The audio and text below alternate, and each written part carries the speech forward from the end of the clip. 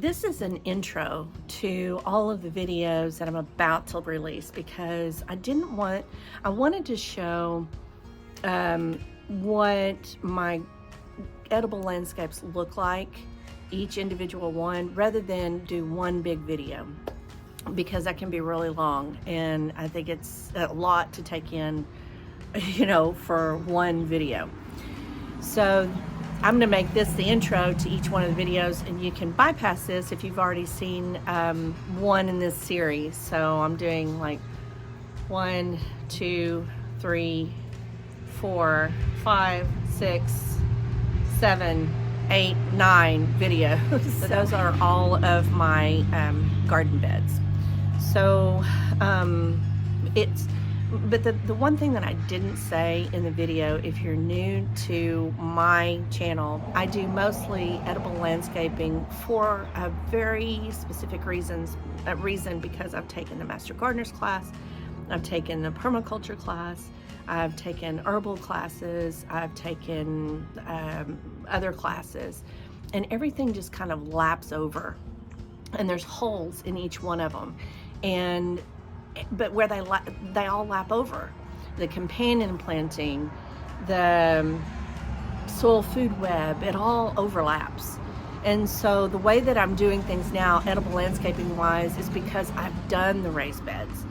I've done, intensive gardening. I've done all the things, all of the methodologies that there are in gardening. And this is the one that makes the most sense to me. Again, if you're watching this video, you can bypass this intro, and I'll put it by chapters so you can see. Okay, you can just click on the chapter below here. This goes straight to that video. So this is the introduction, and I hope you enjoy. Also, the other thing that I want you to keep in mind is the reason that I did this is to keep it real, right? If you're on Pinterest or you're on YouTube or you're online anywhere, most of the time people are going to show that one magical moment where the salvia is blooming, or the peanuts are blooming, or the larkspur is blooming. So this is for my purposes, for me as well, because I'm going to take this information. I do track it on a map where I write everything down, and but I haven't had time. So I'm just like, it's about to rain, I'm going to get the peanuts in the ground. Or it's about to rain, I'm going to get the potatoes in the ground. Or it's about to rain, I'm going to get the ranunculus in the ground. So throughout the year, my plan is to do an update. Here's the magic moment, right? Here's what the potato looks like when it has the bloom on it. So, and you'll see throughout these videos that there are potatoes in almost every bed. Maybe not every bed, but like where the strawberries are and all that, but how it all comes together. So again, I just want people to know you don't have to have lumber to grow food. So many people think that and if you do, I'm not going to fault you for it. I've just been down that road. I know the amount of money and the amount of work that it takes, and when it is first built, it's beautiful. But then over the years, it starts to wear down, and the grass gets in there anyway. It goes through the little cracks, and it's not good to put the plastic in there, and just all the things. It's from my experience. This is something that has grown from over 20 years of doing this, and so I just want to get the message out about edible landscaping. You could call it a food forest, you could call it companion planting. It's basically it's landscaping with food. And you'll see it's in my front. I'm on my front porch right now, and you can hear the traffic going by. This is what people see when they look into my yard. The other thing that I really like about edible landscaping, I have to point out to you what things are.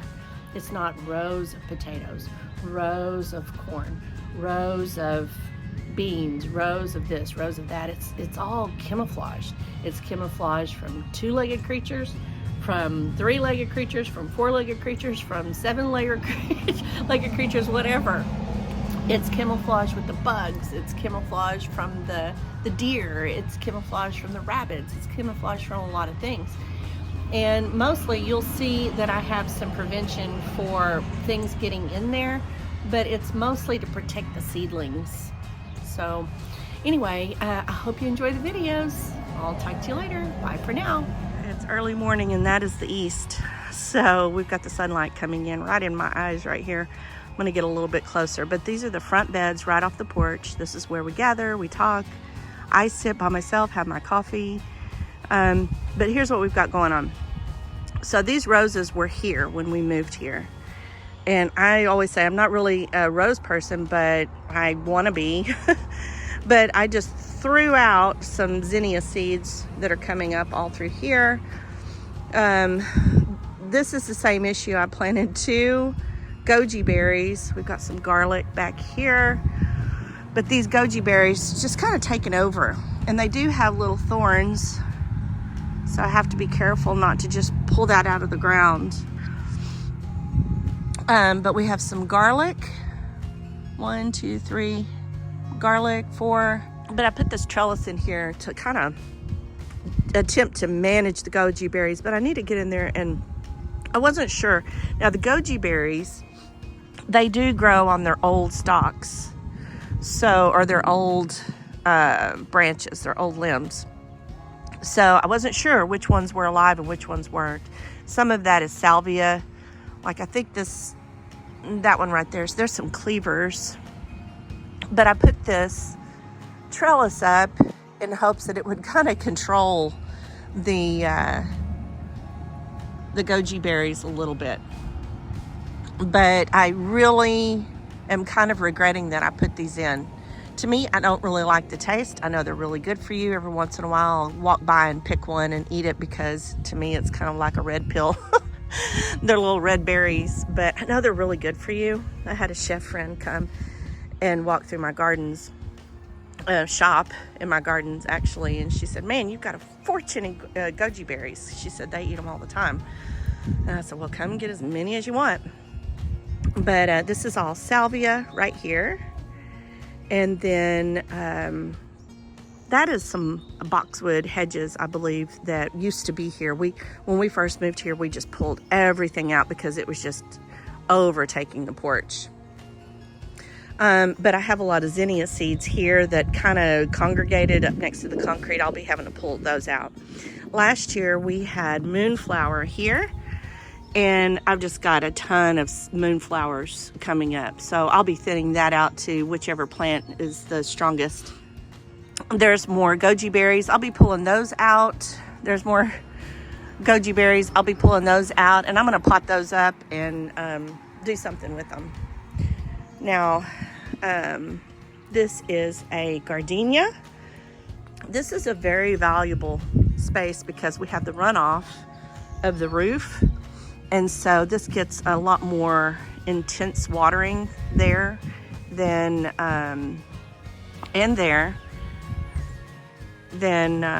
other places because it all runs off of the roof. Now, here I've planted a eucalyptus, and then we've got cilantro coming up all throughout here. This is peppermint. Now people will say, well, peppermint will just take over. Last year I pulled out some peppermint to pot it up. That peppermint plant just died back. So I got another one, and I know that's enough. That'll go crazy. And here's a lot of mint right here. So this is all mint right here. And people will say, well, what do you do with all that mint? Well, I have soap and drinks, beverages, dried, still, I can make my own essential oils in the still. So I like a lot of mint. I actually have it growing in several other places in my gardens. But I see cilantro in there. I'm going to be pulling up some of this mint, potting it up, and probably sell it. So that is the front bed. Now I'm probably going to be poking in some Roselle hibiscus in here. It seemed to like it there the last years. And maybe even some okra. I love the shape of the leaves.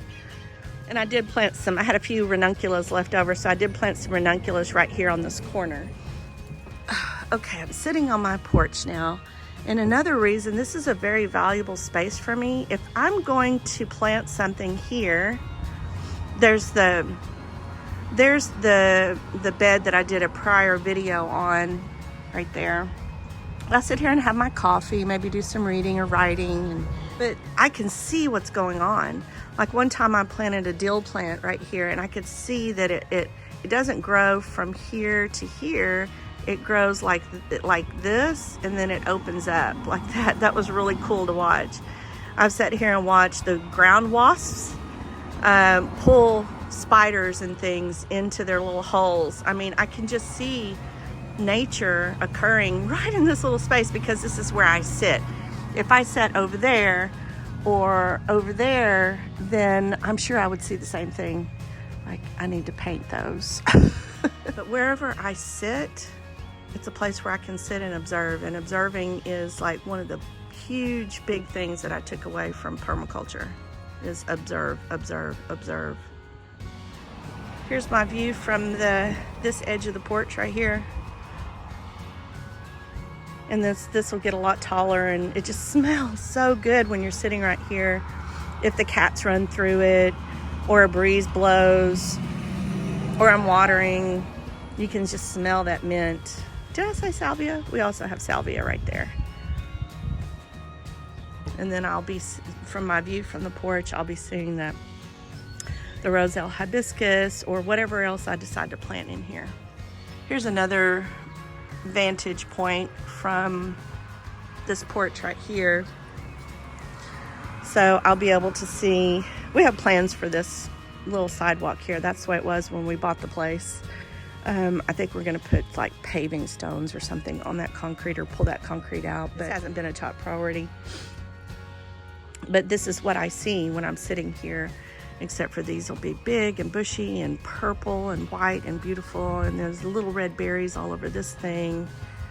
And I actually planted some roses here and they didn't make it, but you can smell all the smells while you're sitting here too, right?